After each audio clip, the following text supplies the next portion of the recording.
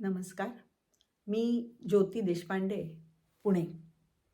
आपले जी.ए. या चॅनलमध्ये आपल्या सगळ्यांचं मनापासून स्वागत.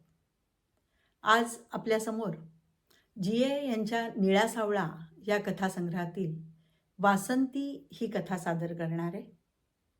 निळा सावळा हा कथासंग्रह पॉप्युलर प्रकाशन मुंबई यांनी प्रकाशित केलेला आहे. कथा वासंती. शाळेच्या कॉमन रूममध्ये येताच शांताबाईंची नजर समोरच्या कॅलेंडरवरील 5 जून या काळ्या आकड्याकडे गेली. संपली बुवा लांब लचक उन्हाळ्याची सुट्टी एकदाची, असं म्हणत त्यांनी मनाशीच समाधानाचा सुस्कारा सोडला.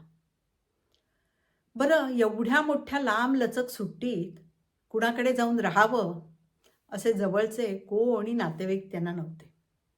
हां, एक भाऊ होता, पण तो 10 वर्षापूर्वीच वारला. सकाळपासून संध्याकाळपर्यंत आपल्या खोलीत बसून राहायचं. अगदी फारच कंटाळा आला तर जनरल लायब्ररीत जाऊन लेडीज रूममध्ये बसून काही पुस्तकं, मासिकं, वर्तमानपत्र चाळायची. ह्या एकसुरी जीवनाचा त्यांना अगदी कंटाळा आला होता. आत्ताही कॉमन रूममध्ये जाताच त्यांनी एक खुर्ची ओढून घेतली आणि बाजूच्या खिडकीतून समोर बघायला लागल्या.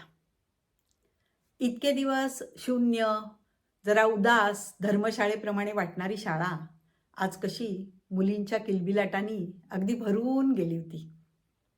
त्या छोट्या छोट्या मुली एकमेकींशी बोलत, हातवारे करत, काहीतरी गप्पा मारत येत होत्या. आनंदाने, उत्साहाने येत होत्या. ते बघताच त्यांना कमलाबाई कुलकर्णींची आठवण झाली.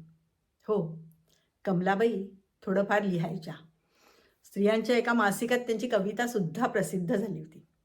त्या नेहमी म्हणत, परमेश्वरांनी ही सृष्टी निर्माण केल्यानंतर त्याच्या डोळ्यातून जे आनंदाश्रू ठिबकले, त्यातनं या छोट्या छोट्या गोजीरवाण्या मुली निर्माण झाल्या.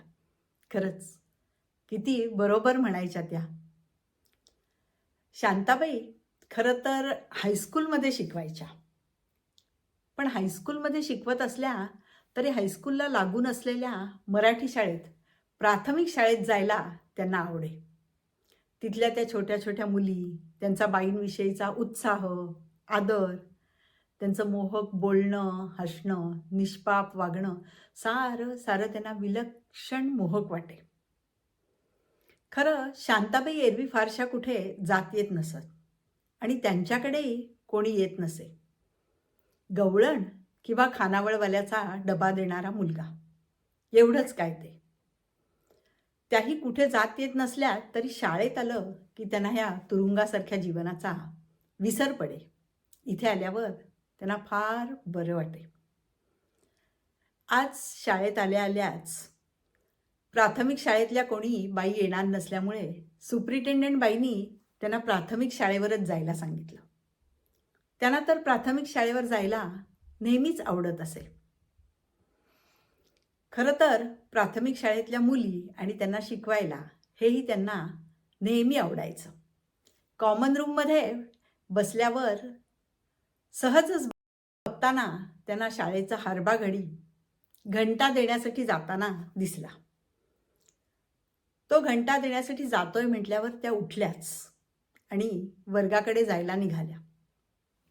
तेवढ्यात त्यांना शब्द ऐकू आले.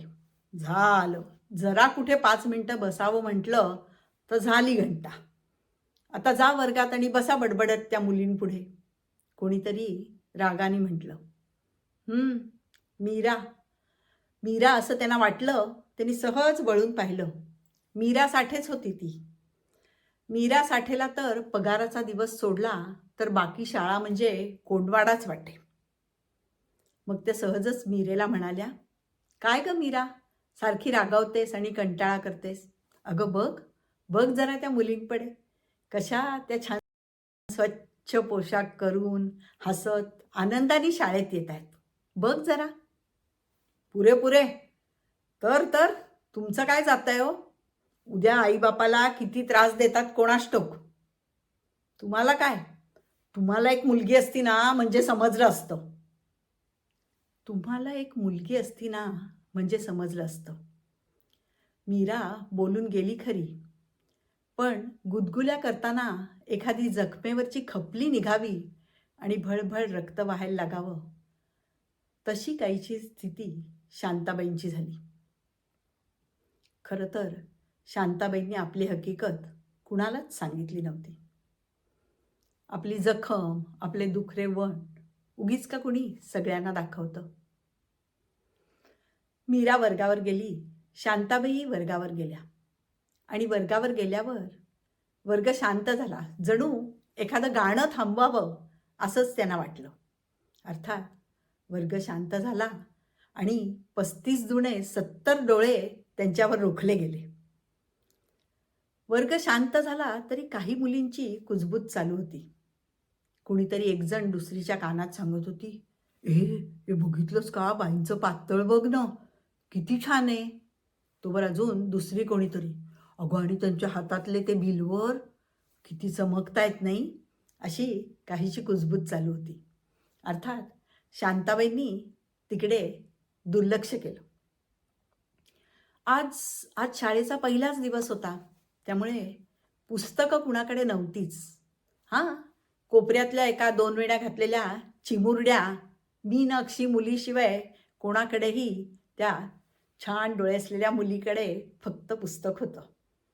ती पुढे आली आणि त्यांना म्हणाली, बाई बाई, मी वाचू का एक गोष्ट, माझ्याकडे पुस्तक आहे. हो, वाच ना, वाच बाळा, शांताबाई तिला कौतुकाने म्हणाल्या. ती मुलगी गोष्ट वाचायला लागली. पुस्तक उघडलं. पान 7 धडा 2 असं म्हणून तिने पुस्तक वाचायला, गोष्ट वाचायलाही सुरुवात केली. तेवढ्यात नाजूक चांदीच्या घंटा किणकिणाव्या अशी हास्याची लकेर तिच्या मैत्रिणींमध्ये पसरली. शांताबाईंनी परत चौकडे बघितल्यावर वर्ग शांत झाला. ती मुलगी वाचू लागली. वासंतीचा वाढदिवस.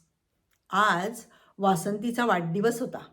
तिच्या आईने तिच्यासाठी फुलाफुलांचं परकर पोलकं शिवून घेतलं होतं असं म्हणून ती वाचू लागली.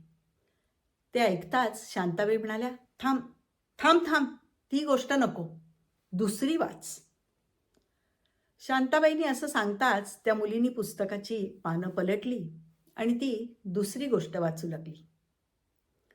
ती गोष्ट वाचू लागली खरी, पण आता शांताबाईंचं लक्ष त्या वाचण्याकडे मुळीच नव्हतं. त्यांचं मन कुठेतरी दुसऱ्याच विचारात हरवलं होतं. आता समोरच्या माळेतल्या मण्याप्रमाणे दिसणाऱ्या त्या मुलीसुद्धा त्यांना अस्पष्ट दिसू लागल्या. त्यांचं मन एकदम मागे गेलं. हो, शांताबाईंना सुद्धा वासंती नावाची एक मुलगी होती आणि त्या वासंतीचा वाढदिवस सुद्धा 10-11 महिन्यापूर्वी आला होता. शांताबाईंनी तिच्यासाठी सुद्धा फुलाफुलांचं परकर पोलकं शिवून घेतलं होतं.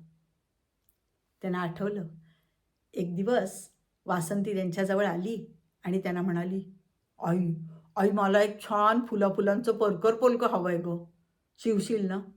हो, शिव हं बाळ. वासंती तसं फारसं आईकडे काही मागत नसे. बिचारीला वडिलांचं सौख्यसुद्धा मिळालं नाही.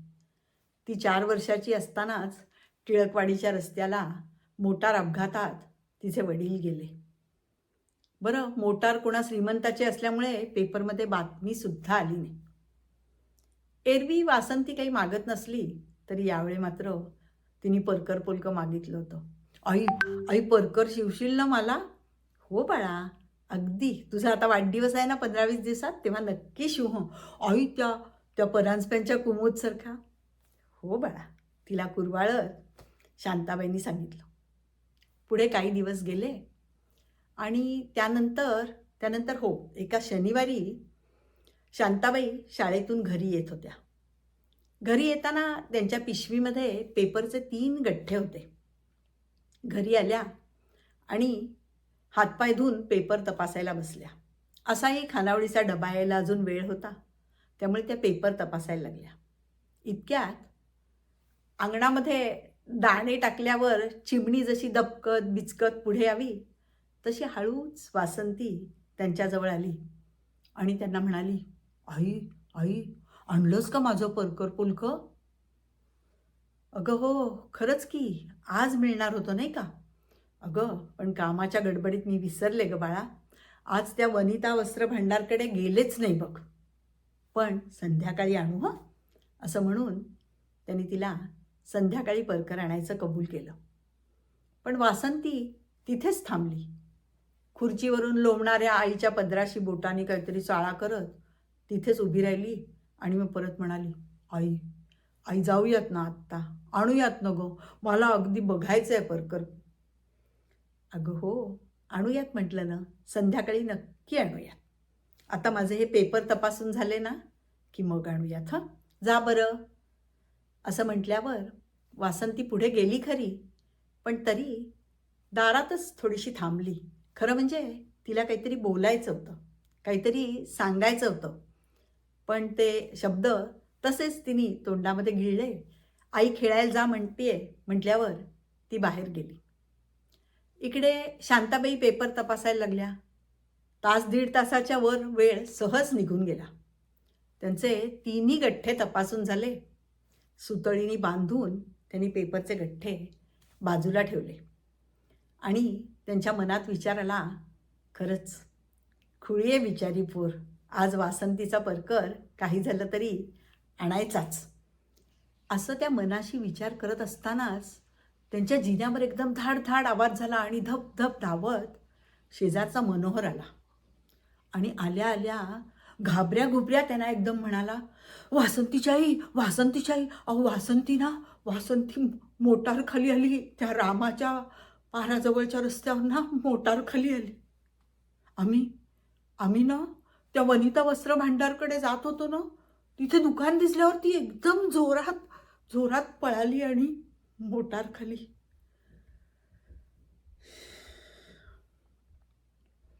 थोड्याच वेळात शांताबाई तिथे पोचल्या.